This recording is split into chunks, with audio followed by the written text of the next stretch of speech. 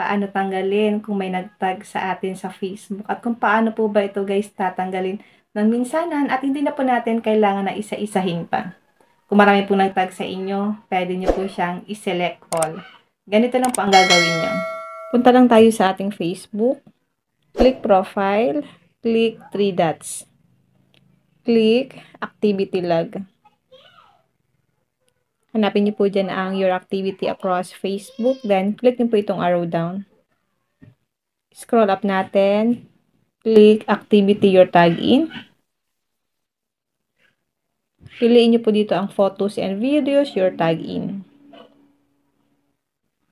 Click natin itong photos and videos your tag in. Ito guys ang mga nag-tag sa aking Facebook. Kung gusto niyo po siyang i-delete, i-check nyo lang po ang checkbox, then click nyo po ang remove tags sa baba.